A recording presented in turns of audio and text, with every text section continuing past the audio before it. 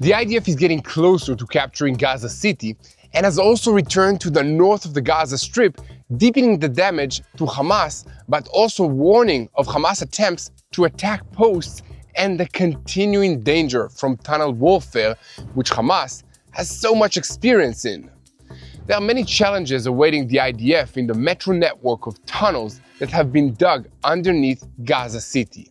This, of course, will also come alongside many challenges above the ground, and the first big challenge is to evacuate the civilian population of the city, and the deadline for this has been set as October 7th. Hamas is using the time to prepare, leading new urgency to the IDF's plans. We will also bring you exclusive footage of the moment Hamas terrorists tried to seize humanitarian aid and were struck. This is part of the IDF's campaign to push back against the narrative of starvation in the Gaza Strip that Israel is being blamed for. We will bring you the answer to Hamas's false campaign and the truth. And speaking of false campaigns, almost a week after Hamas said that they agreed to the mediator's proposal for a partial deal, and after the anger of the mediating countries against Israel, it was clear that the proposal is not relevant. And elsewhere, Israeli missile landed in Yemen over the last 24 hours, but the message landed in Iran, where revenge is already being planned. Welcome to Boots on the Ground. I'm your host, Yair Pinto, bringing you the whole truth about what's happening in Israel. The IDF is advancing in the Zaytun and in the Sabra neighborhoods of Gaza City, while also reporting being close to taking control of the Darz Tufa neighborhood, with most terror infrastructure destroyed. The capture of the village of Jabalia is also moving forward, which will allow the IDF to maneuver into Gaza City from the north freely. Combat teams of the 401st Brigade returned to operate in the Jabalia area to deepen the damage to Hamas infrastructure and prevent the terrorists from returning to the area. And at the same time, it was reported that Hamas has an interest in preventing widespread destruction in Gaza City, so they might be ready to show more flexibility in the negotiations. And speaking of Gaza City, Israel has decided that the deadline to evacuate about 1 million Gazans from the city in the north of the Gaza Strip is October 7th, and an IDF source told CNN that they know we are coming and they are preparing. We added that the IDF is not sure how many terrorists are currently in Gaza and that the tunnel complex is more complex than what we expected. And in a related story, the IDF carried out an airstrike on armed terrorists as they ambushed humanitarian aid trucks in the Gaza Strip this week. In footage, you can see how the precise IDF strike hit the terrorists, but not uninvolved people in that area. And meanwhile, Egypt has reinforced forces on the Gaza border out of fear that the capture of Gaza City will lead to an attempt by residents of Gaza to flee into Egypt, into Sinai. And further afield, but still related, the United Kingdom's Daily Mirror published on its front page a photo of a thin Gazan toddler next to the caption, "Stop starving the children of Gaza." But Kogat of the IDF revealed pre-war medical documents showing that the child, named Karim Ali Faoud Abu Mamer, aged 3, suffers from a Fanconi syndrome. This is only the latest incident in which pictures of children with pre-existing medical conditions are used to present a false narrative of famine and starvation in the Gaza Strip, and the IDF has accused the world and the international media of echoing Hamas's narrative, a terrorist organization, without checking or verifying the facts. And elsewhere, TBN Israel's senior Middle East analyst Mati Shoshani went deep into the field in Judea and Samaria and entered the Jenin refugee camp with the IDF to show you how terror cells like Hamas train right under our noses and also under the patronage of Iran's Revolutionary Guards. And to the north, we'll bring you the story about the IDF intelligence tool that crushed Hezbollah, leaving the murderous terrorist organization in a state of shock it still hasn't recovered from. The storm in Lebanon over security breaches in Hezbollah ignited speculation about the use of advanced technologies, including seen through Wi-Fi. Experts explain that the technology allows mapping people through walls and provides advantages on the battlefield. And to the south, Israeli aircraft once again struck the Houthis in Yemen, sending a double message, both to the Houthis and to the Iranians, that Israel has the ability to operate deep inside Yemen and hit strategic targets and symbols of the rule of the Houthi terrorist regime that are under densely protection of an air defensive array. This strike might therefore be seen as a preview of things to come, as the Houthis are acting as a subcontractor for the Iranian regime, testing new weapons and tactics against Israel's defenses while providing a plausible excuse that they should not be targets of Israel's counterattacks.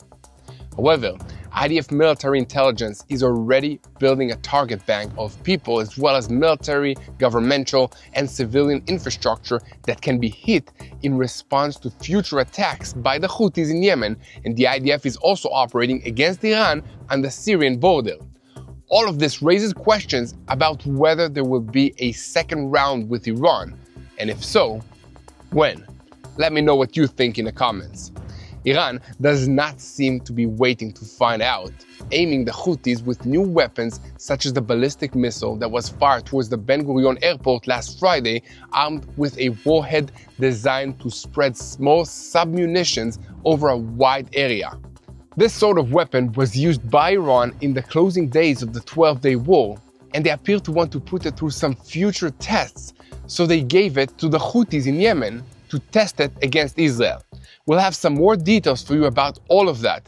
And amidst all of this, Iran's Supreme Leader Ayatollah Ali Khamenei has said he will use all his cards against the West, including the possible closing of the Strait of Hormuz, as the Revolutionary Guard's commander threatens Israel in yet another fiery speech. So we have a lot to talk about today, so let's dive into the details. I'm Yair Pinto, and this is your boots on the ground report about what's happening in Israel on day 689 of the war against Hamas, Hezbollah, the Houthis in Yemen, the Shia militias in Iraq, and all the other armed groups in this region that are operating under the control of Iran's Revolutionary Guards, which is the head of the crumbling axis of evil in the Middle East. And a moment before we begin, I want to call on you to keep spreading the truth, share our content with as many people as possible. And it's important to make sure that you are tuned to the truth in real time. And you know how? Just click that subscribe button so that you never miss another episode of Boots on the Ground and know how to pray for the peace of Jerusalem. In recent days, combat teams of the 401st Brigade under Division 162 returned to fighting in the Jabalia area in the northern parts of the Gaza Strip. The goal of the operation is to deepen the damage to the military capabilities of the Hamas terrorist organization. The fighters are working to destroy terror infrastructure above and below the ground, eliminate terrorists, and strengthen operational control in the area.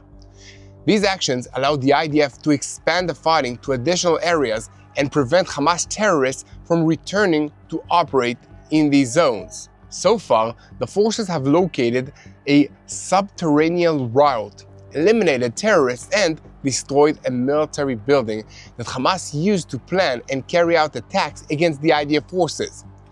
And around the Gaza City, many battles are underway as part of the efforts to approach the heart of that city. The IDF is advancing in the Zaytun and in the Sabra neighborhoods, and also in the Darj Tufa neighborhood, and it's on the verge of a decision and the destruction of most of the infrastructure that Hamas built there. There are also warnings of Hamas' intent to carry out attacks on IDF posts in the Gaza Strip. Officers operating in the northern part of the Gaza Strip said that senior command and intelligence officers briefed the forces on the ground that there are warnings of attacks against posts and against fortifications, as well as on the border with the IDF forces, with the aim of harming and also abducting troops.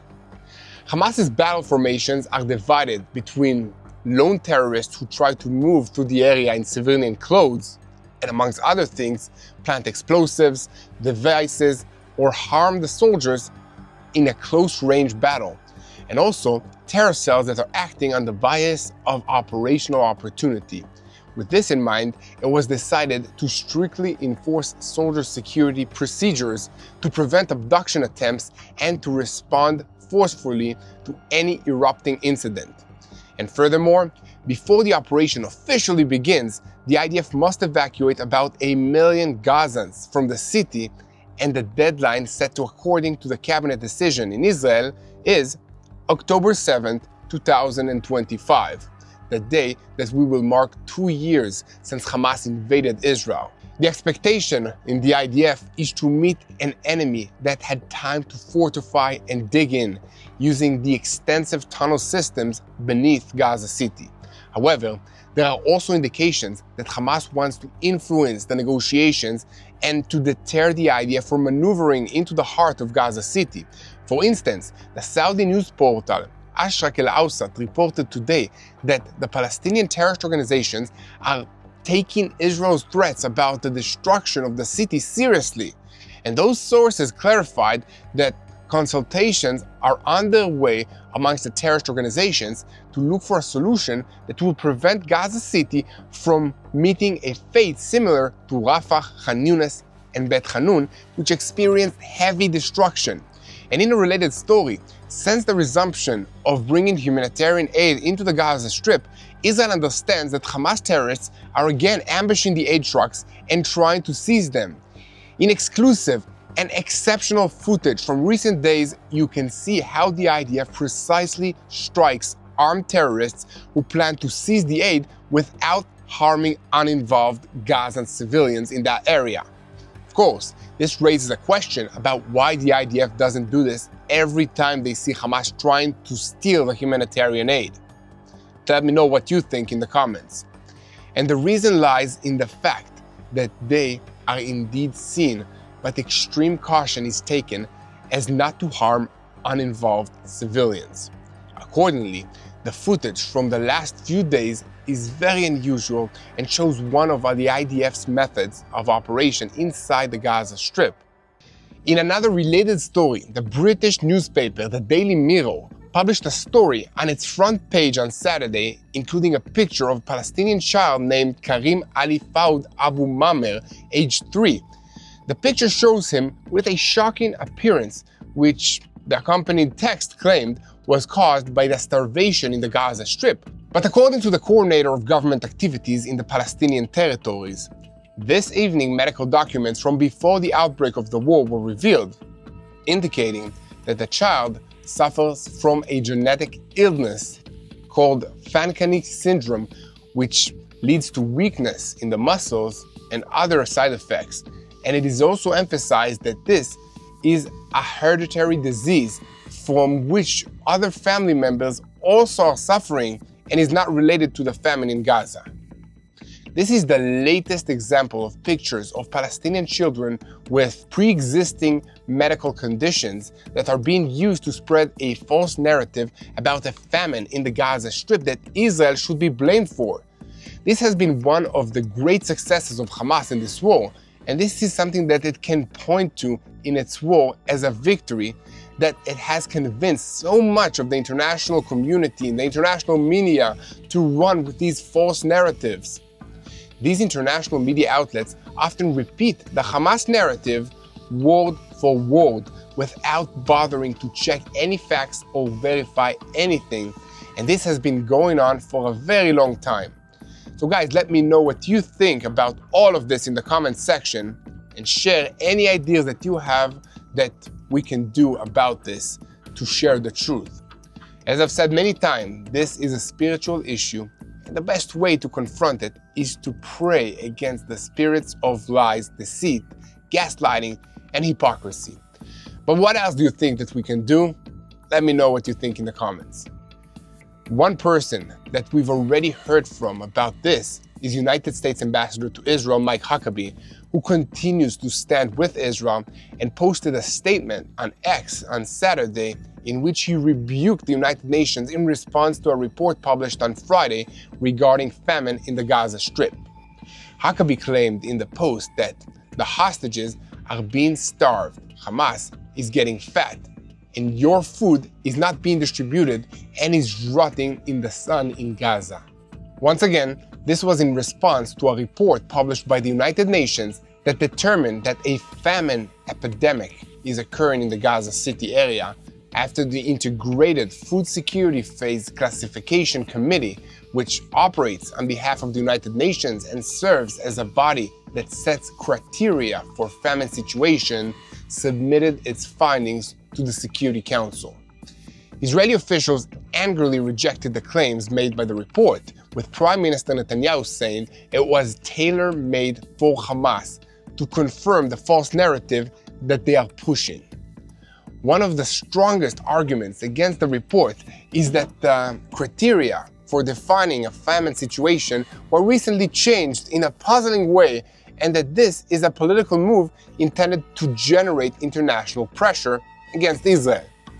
Another thing that is puzzling for many Israelis is why the international media continues to go along with these false narratives, especially after this has all been exposed multiple times by both Israeli and other international media outlets and other governments. For instance, an investigation published at the beginning of the month by the German newspaper Süddeutsche Zeitung alleged that Hamas propaganda attempts, which are fooling quite a bit of the world, and showed how the organization stages photos that present hunger in the Gaza Strip, are using professional photographers covering the wall.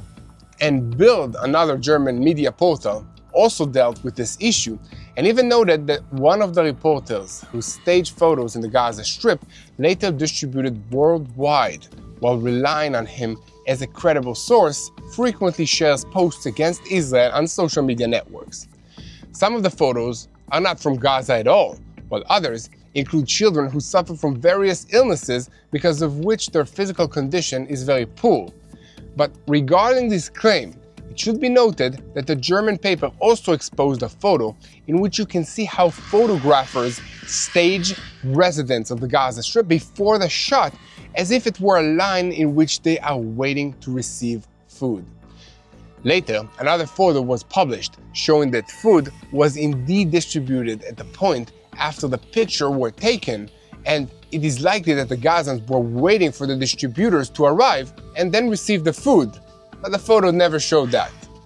And about a week earlier, the world media published a picture of Muhammad El Matok, a year-and-a-half-old Palestinian toddler from the Gaza Strip area, held by his mother wearing a makeshift diaper from a garbage bag, thin and gaunt. After the photo caused a storm, and due to an independent investigation published on the matter that revealed Muhammad suffers from a series of complex underlying conditions, the New York Times was forced to publish a clarification regarding the toddler's photo that it ran in an article under the headline, "Gazans are dying of starvation." And amongst other things, the article also stated, after publication, the Times learned that he had pre-existing health conditions. So guys, here at TBN Israel, we will continue to report about all the truth. So keep sharing and spreading the truth.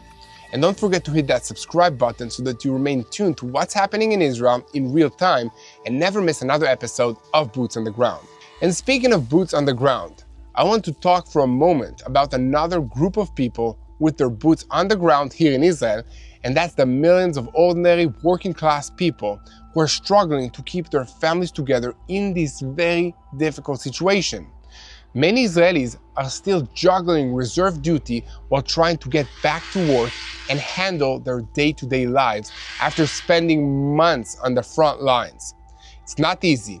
Your body's tired, your mind is overloaded, and the pressure doesn't stop when the uniform comes off. I've been there, coming home from reserve duty, trying to be present for my family, catching up at work and walking my dog, and all of this while feeling like I'm still in a survival mode in Gaza. It takes strength, it takes energy, and above all, it takes faith to push through. That's why I started using Vinya. It's an Israeli supplement made from red grape cells that helps improve the blood flow to your heart, your brain, and your muscles. For me, that meant better focus, more energy, and fewer days of that foggy, burnt-out feeling. I started using it during my reserve duty service in Gaza, and I'm still taking it today.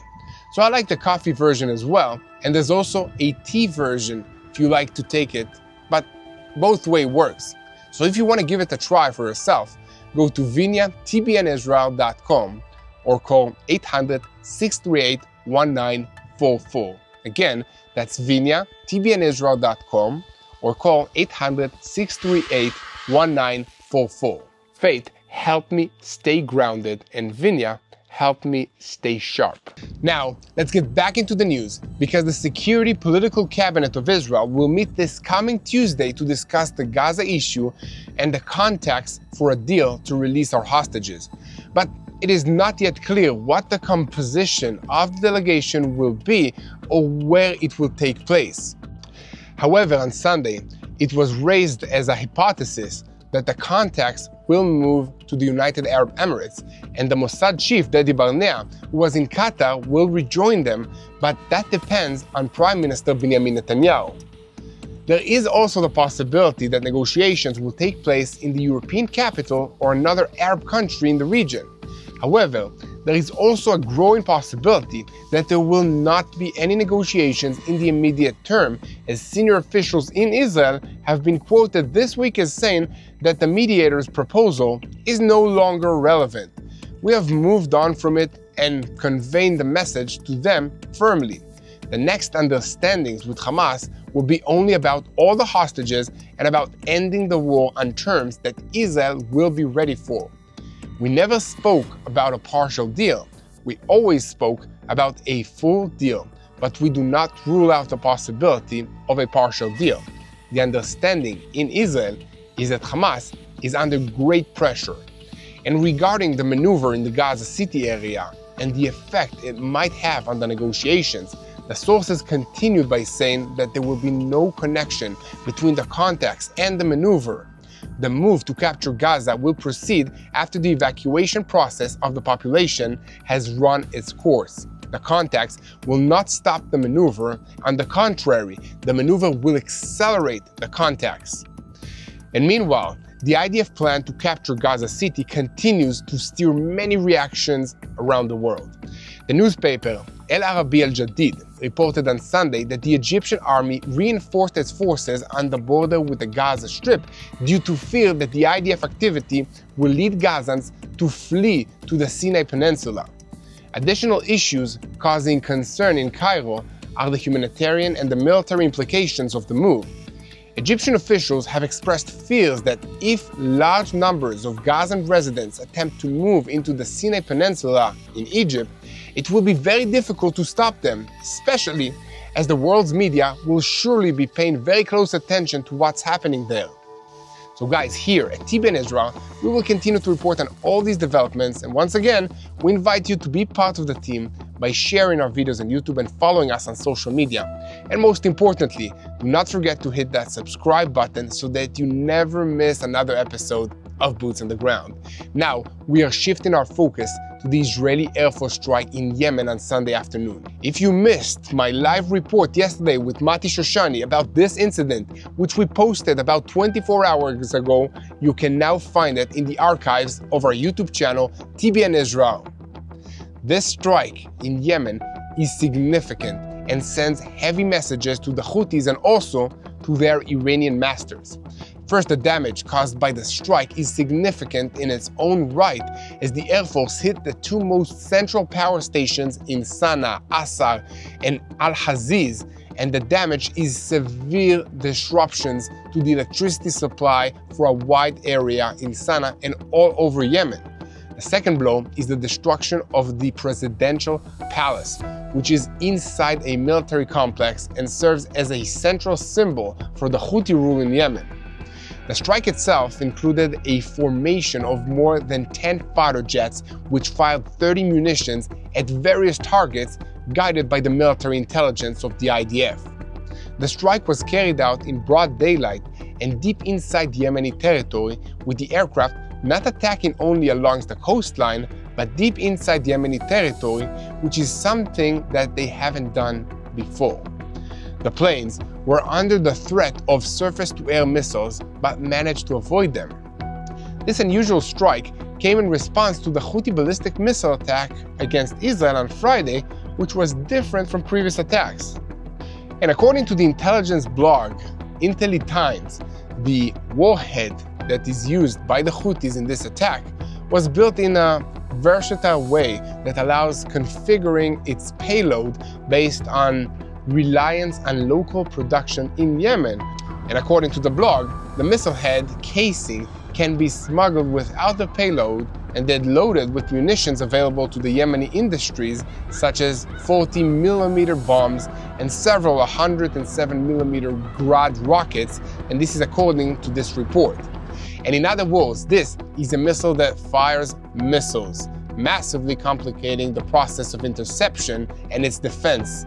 The use of such a weapon against Israel is a major escalation of what was already a very serious conflict, and that explains the massive Israeli response.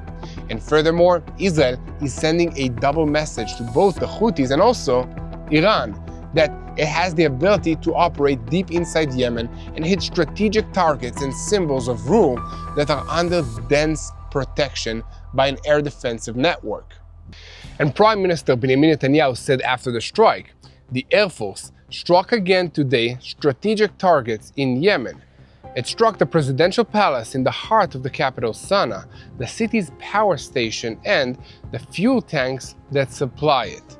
The Houthi terrorist regime is learning the hard way that it will pay and is paying a very heavy price for its aggression against the state of Israel.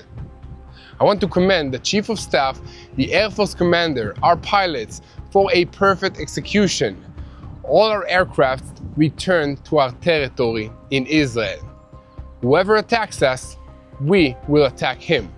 Whoever plans to attack us, we will attack him. I think the whole region is learning the strength and determination of the state of Israel. The IDF added that striking the power stations harms the production and supply of electricity for military purposes, and that using these stations is another example of the Houthi terrorist regime's military use of civilian infrastructure. This, while the Houthi terrorist regime acts under Iranian direction and funding in order to harm Israel and its allies. And once again, it must be emphasized that the Air Force strike came after the Houthis, encouraged and guided by Iran, continued to challenge Israel and launch ballistic missiles at us. Only this past weekend, they launched a UAV that flew towards Israeli territory through the Sinai Desert, but as it entered the Gaza envelope area, it triggered sirens and was intercepted by the Air Force aircrafts. According to the assessment, its target was the power station in Ashkelon, an Israeli city, or another strategic facility, whether energy-related or an Air Force base. The Houthis, as well as the Iranians, are trying to aim at Israel's strategic centers, including sea and airports, power stations, energy rigs, IDF headquarters and bases, especially Air Force bases and academic research centers, for example, the Weizmann Institute in Rehovot. Moving to some thoughts on the Iranian front, it is important to remember that Israel did strike hard in Iran, most recently during the 12-day war in June, but it appears that Iran is slowly returning to rebuild the balance of deterrence against Israel. This process starts with building up their Houthi proxy. The Houthis are firing drones and missiles at Israel because the Iranians are using them as a subcontractor and to test their weapons and tactics in a way which will deny Israel a pretext for directly retaliating against Iran itself. However, Israel has its own weapons and its own tactics, and the strikes against the Houthis send a signal to Iran that these weapons and tactics can be turned on them very quickly and very easily. In the meantime, there are indications that more regular strikes against the Houthis might be coming soon, and we'll keep an eye on this situation and bring you all the latest developments. However, It is now time for us to turn to TBN Israel's senior Middle East analyst Mati Shoshani, who recently went boots on the ground into the second hottest front after Gaza, which is Judea and Samaria. Specifically, Mati entered the Jenin Palestinian refugee camp along with IDF forces. This is one of the central terror hubs of the entire region, and it's where most of the teams which have been sent to attack Israelis in recent years came from. Only during the last week, security forces arrested 90 wanted suspects and confiscated weapons as part of the ongoing efforts to thwart terror in the sector. At the same time, interrogations and searches continue to locate the terrorists who carried out the attack near the settlement of Adi Ad in Binyamin. So, let's move on to Mati's report. Gaza taught us a terrible lesson. When terror embeds inside a civilian population, in the schools above, in the tunnels below, an entire region is taken hostage. That is the nightmare we refuse to let take root right here in Judea and Samaria, Ayosh as we call it in Hebrew. And this week, Israeli forces moved first. 90 wanted suspects were detained across the sector, a deep arrest inside Jenin, a key operative, and an accomplice taken alive. Helicopters dropping reserve infantry into the heart of hostile terrain. Armored teams sealing the roads, weapons and terror funds pulled before they could be turned into funerals of the innocent. If we look away, Ayosh, Judea and Samaria becomes Gaza 2.0. But if we move first, we cut the fuse before it reaches our families. Today I'm embedded with the IDF deep inside of Jenin, heading into the heart of the city to see this week's seizures up close and to understand what these cells were building, who moved the weapons, which routes were mapped, which communities they targeted. This isn't about politics, it's about prevention of terrorism. It's the difference between an ambush that happens and one that simply doesn't. Stay with me for the truth from inside Judea and Samaria. And before we begin, like, subscribe, and share. Help us get this reality past the slogans and into the light. This is the Jenin refugee camp. We're here today embedded with the IDF in the scene of one of the biggest counterterrorism operations that has taken place in a very long time by the IDF. What you can see around me and you'll see throughout these clips is an incredible amount of engineering work that was done in the Jenin refugee camp. We just heard from a source within the IDF about the extent of the terrorism infrastructure in this region. You see the level of destruction around me. Every road in this refugee camp had IEDs in it. On top of that, an incredible number of weapon manufacturing, weapon infrastructure, facilities and personnel was involved in this place. And it's just testament to how deep the terrorism infrastructure runs. Another important thing, I asked the IDF representative who was with us, what would happen if the IDF wasn't here? And he said very clearly, without batting an eye, he said the terrorism infrastructure in this part of Judea and Samaria was planning to carry out an attack similar to the attacks of October 7th in the Gaza Strip. And because of our presence here, they were unable to carry it out. I'm right underneath the floor of the mosque, which is right above me. And the floor underneath the mosque is the regional firing range. This is where the local young terrorists were training, prepping to fire on IDF soldiers. The entire building was used as a headquarters for local terrorism. There's very little in the refugee camp inside Jenin that is not terrorism related. The majority of the population that was in this camp, of about 10 to 12,000 people, were involved in terrorism, both in infrastructure, in training, or in creating tools of terrorism. Very substantial number of people, and we see the infrastructure everywhere we go. That according to IDF intelligence, things are changing.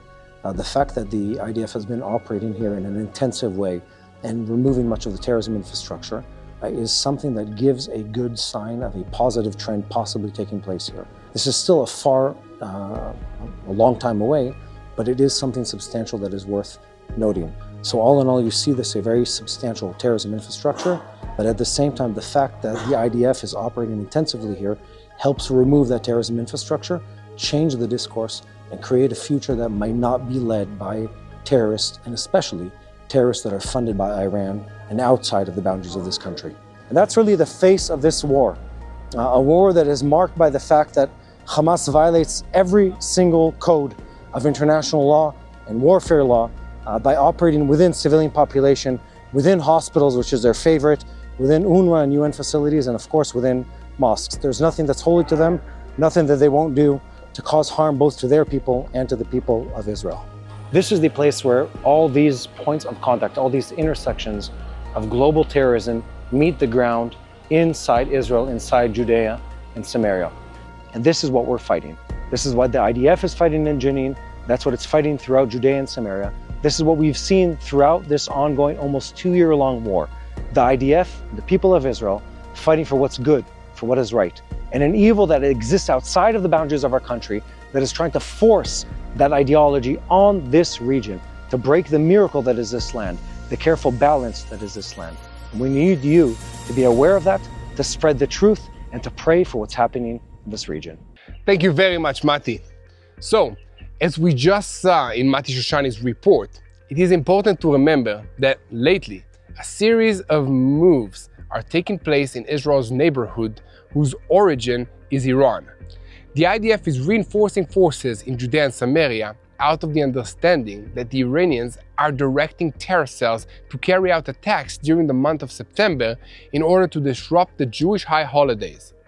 But this is not the only front where the IDF is pushing back against attempts by Iran to build up its proxy networks to threaten the Israeli home front. In Syria, soldiers of the 747th Brigade recently went out on operations to prevent Iran from building an infrastructure of contact villages.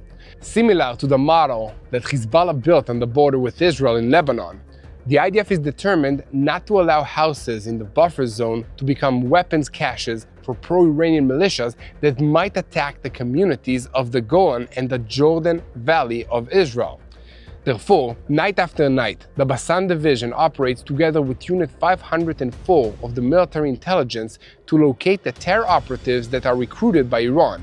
And at the same time, there are also attempts by Iran to rebuild Hezbollah in Lebanon and to open supply lines of munitions and money to this organization. So guys, here at TBN Israel, we will continue to report on every development in this issue, so keep spreading the truth, share, and follow us. And remember, we will continue to share daily from what's happening in Israel, but we need your help. So make sure to hit that subscribe button so that you never miss another episode of Boots on the Ground. Now, we're going to keep talking about Iran for just a few moments because the regime in Tehran is the source of the most of the trouble that Israel has been experiencing for the last several years. And I'm talking especially in the last 22 months of this war. The Iranian parliament announced on Saturday that it rejects what it described as the Western diktat policy, which is another way of saying that they are going to continue refusing to give up their pursuit of nuclear weapons. In parallel with the parliament's announcement, Iran hinted at another dramatic step, the imposition of restrictions on the passage of hostile ships, so-called, in the sensitive Strait of Hormuz. The representative of Iran's leader, Ali Khamenei, explained to the Hayan newspaper the justification for the step, saying, in conditions for threat and war, all natural cards must be used to defend the state's interests and its sovereignty. Khamenei's representative emphasized the economic potential of the threat, noting that the mere announcement of such a step can leave a heavy economic impact on the rivals and the rise of their costs of living. In related news, the new commander of the Revolutionary Guards, Muhammad Bakurpour, appointed to the post after the death of Hussein Salami during the 12-day war against Israel in June, presented an aggressive position towards Israel. Bakurpour threatened a decisive and stronger response than before in the event of any renewed aggression. The new commander emphasized that the Revolutionary Guards forces are in constant readiness either to repel any Israeli attack or to stir chaos in this country. In a parallel move, Iran's defense minister Aziz Nasriddeh revealed sensitive information about Iran's capabilities outside its borders, and according to him, Iran has established in certain countries weapons factories and military infrastructures that will be operated as needed. So to make a comment of my own about all of this, I've said it before, but I can't be repeated often enough. This evil regime just lost the war against Israel and was hit severely during the 12th day that Israel and the United States struck it. What they're doing now is trying to boast about their military power in order to not lose control of their population internally. They are suffering from a severe drought. There is lack of water in the country, lack of electricity. The people are suffering. So in order to try and save face and to stay in control, they are blaming Israel with everything that's going wrong and with the fact that they neglected their infrastructure for many years. It is long past time for the international community, including the regime's allies in Moscow and Beijing, to face the reality that half measures like new sanctions are not enough. This regime has to go. It is a disaster for its own people, the people of Iran. It is an ongoing threat to the stability of the Middle East and also a problem to the entire world. So, I don't know how we can get rid of it, but I know that we must. Here at TBN Israel, let's continue to report on every development on this issue. So guys, keep spreading the truth. Most importantly, unite in prayer, because this is a spiritual war. And we need your help. We need your help in praying for wisdom to our leaders, to your leaders. We need your help in praying for our soldiers so that they will be safe when they enter Gaza, when Hamas terrorists point an RPG at them, that God will protect them. I've seen it happen, and let's pray that it will happen again. Remember, God is using Israel to show the whole world that He is performing biblical level miracles today. This is what it's all about. It's a spiritual war. There's no other reason. We don't have gold. We don't have oil here in Israel. We have this tiny strip of land that God promised us. And the enemy just cannot stand that, because Israel is living proof that God is a faithful God to His promises to the people of Israel. And that's why He's faithful to His promises to each and every one of you. So be encouraged, guys. I'm encouraged. We are here. We are staying here, not because of the IDF, not because of our defensive systems, because God is faithful. So guys, keep praying for the peace of Jerusalem. Hello, this is Mati here in Jerusalem with TBN Israel. This is Yair Pinto from TBN Israel here in Jerusalem. TBN Israel is keeping viewers informed with Israel-focused news, culture, and what God is doing in this land. Support TBN Israel today online at tbn.org/Israel. Thank you.